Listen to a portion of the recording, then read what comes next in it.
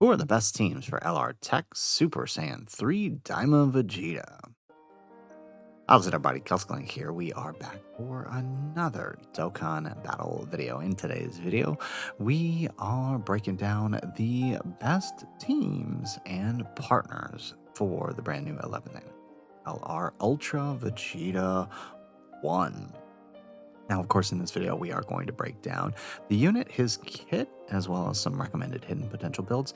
But most importantly, we're going to break down his best partners and how that influences the teams we're going to build. So let's go ahead and let's get started by taking a look at his kit.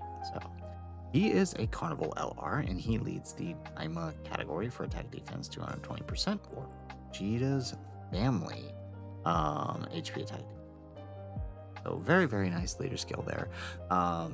It's really good that they started giving Carnival LRs the double 220. I was wondering when they were going to start doing that. It's really good, especially for a character like this, leading a category so small as DAIMA. Now, for his passive, he gets Key 3, attack defense 300%, and a great chance of launching an additional super attack from his entrance animation.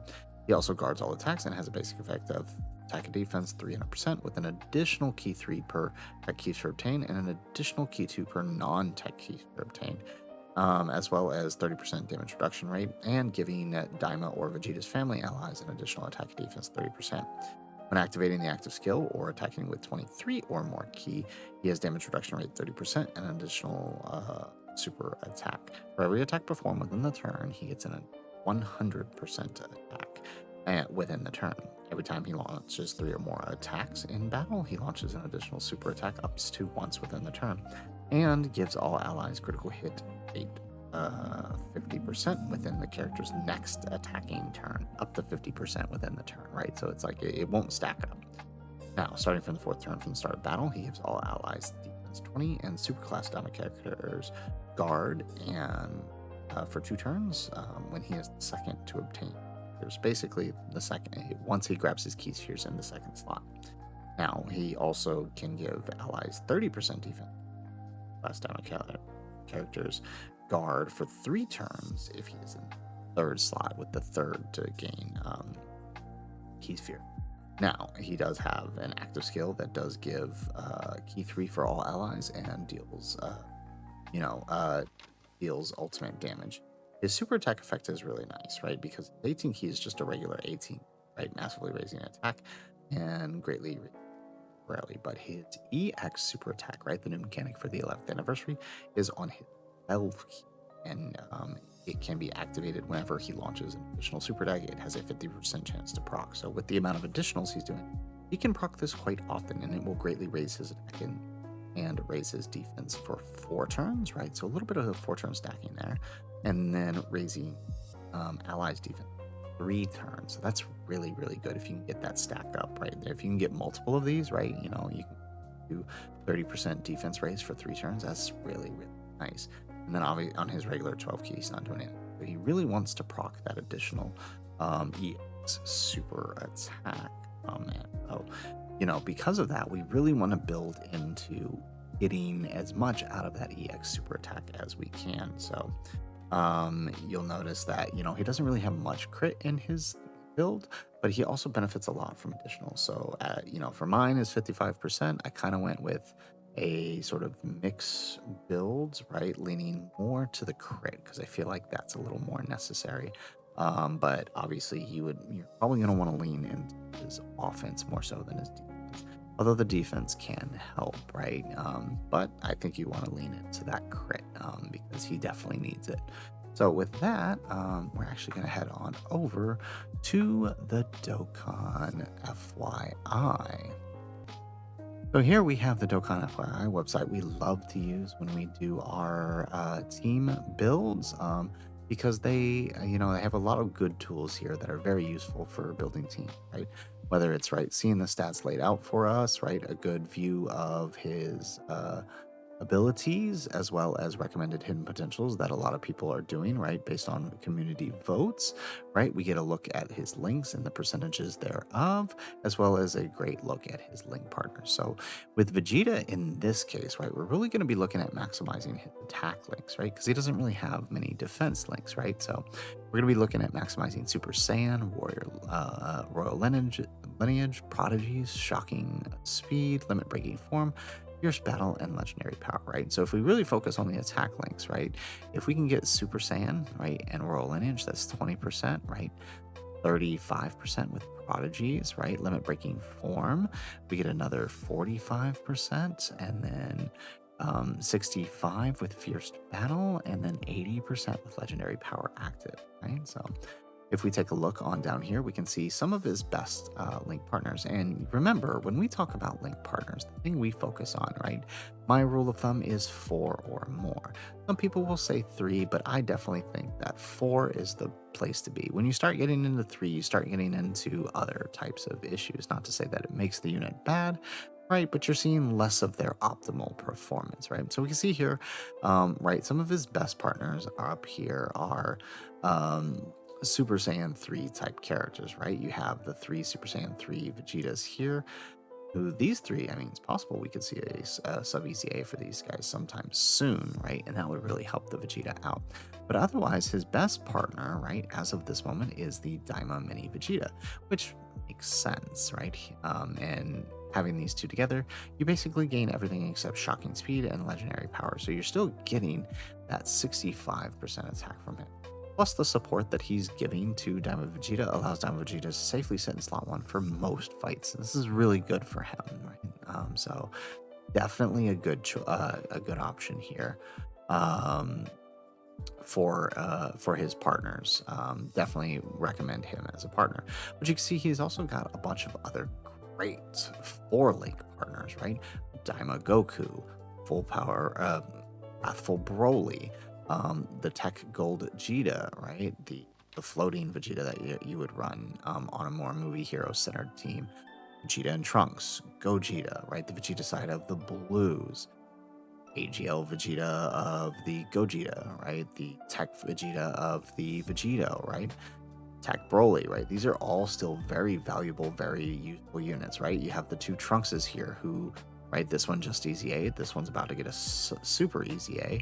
Gogeta, right? Like he's got decent enough link sets for 4 links. And like if you really had to push into the 3 link sets, right? He's still got some decent 3 link partners, right? Through AGL Trunks, through Daima Goku, Majin Vegeta, is Gohan, right? The 5 guys, right? Like just general Saiyan links, right? You're losing out on a lot of good things. Like let's see, like 5 guys, for example, if you're running them, right? You're still getting, 40, what is that? 30, you're still getting 50% attack off of him plus whatever support's coming. So it's not the worst thing in the world for some of these partners, but obviously, right, if possible, you want to prioritize the 4 and the 5. So we're definitely going to use that for him. You can see here that right, he's got some good exclusive skill orbs that prioritize his defense. I don't know that I would necessarily use these for him. As I said, right, my recommendation is probably to focus on his offense, right, to get him that little extra crit to help him out, because getting those 12 keys without crit is really rough because of the multiplier on the 12 key, even though he is building up very quickly. So with that, let's go ahead and let's flip on back over. Let's take a look some of his teams that we can run here. Head on back over to our game. So if we look here, right, I have 2 tabs set up, right? A lot of our teams are the same as our Goku team, right? And that is mostly because the reality is if you're running him, you're more than likely going to be running Goku as lead. I think in very few instances you will want to run Vegeta as lead. Goku's probably going to be your go-to, right? So a lot of my same options are available. Recommendation for him, and like this team up here is probably one of the more consistent teams I've run for both of them, right? But then of course you have this team with Gohan and the Piccolo and the Goku, right? Basically you structure the setup so you have one rotation of Vegeta and Goku, and the other rotation of the Goku and Gohan, and then everybody else kind of just floats in place there. Some other teams that work well for him, like the Gohan team here, with the Gohan, have the sort of Daima centered team here, which I have another variation of this. I'll show you guys in a second. So, like I said, it's a lot of the same teams you're going to run with the Goku because that's the reality, right? Goku's going to be his primary lead. There are very few other leads that you can put him under, but we have a few here, right? So my primary lead for him, right, if you're going to run him as lead, is I would highly recommend focusing in on the Daima, right? There's a lot of support and help running through the Daima team that it kind of makes up for the limited leader skill. Plus his own support if you've got double him, right? The basic setup is, right, one rotation you have Goku, and the other rotation you have Vegeta and Daima Vegeta, right? And that's basically what it works. And one of your other Vegetas will float. Or you could do Goku and Vegeta and Vegeta, right? And just keep your Daima Goku, Glorio, and Piccolo's float. And that works too. But this is definitely probably, if you're going to run the Daima setup, this is the way to go. Another option for him right now, this team, right, there's a lot of great characters here that can kind of work in sort of medium to longer events with him as lead that focus on the more Vegeta's family side of things for his lead. Now, all right, you would basically run, one rotation of him and the Blues, and then the other rotation of Goku with everybody else sort of floating. Majin Vegeta kind of works on this team.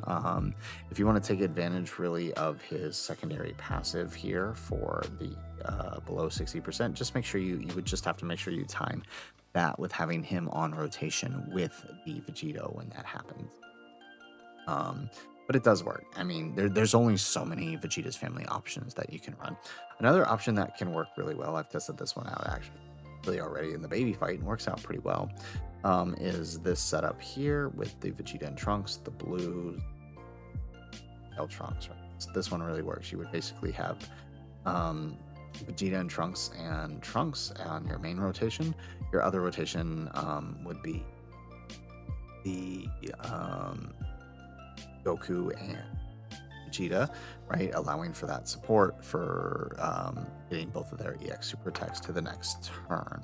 And then another option here under the successors lead for the Vegeta, this option kind of works. I actually think this is a pretty decent team, and would work in quite a few different events just because of the benefit that you get from turn the turn 4 Gogeta, right? Where you can use Veku to kind of clear the field for you. The reality, though, of Super Saiyan 3 Vegeta is he's going to be at his best on this team, even though you're not getting double support, right? Giving double support, which is pretty good, right? He actually more greatly benefits from having double Goku EX super attacks proc, because that additional additional attack proc that he gives, remember Goku on his EX super gives 40% attack for 2 turns, right? That additional proc, if that ends up procking twice, that additional proc for Vegeta here allows Vegeta's EX supers to deal significantly more damage because of this line 100% within the turn, right? So by the time he hits his 4th super in the turn, right, you're already, if done correctly, right, by the time, if he hits his 2nd EX super, he's already over 100 mil. By the time he hits his 3rd super here, he's well over 100. And then, you're talking 120 million or more if he hits any more than that, right? And that's minus any kind of crazy juiced support that he can. So that is the reality, right? That's where he's going to work best, but there are some options that I think can work for him. For one of those teams, I do just want to point out, right, that we do have the Fizz LR Trunks ETA coming up.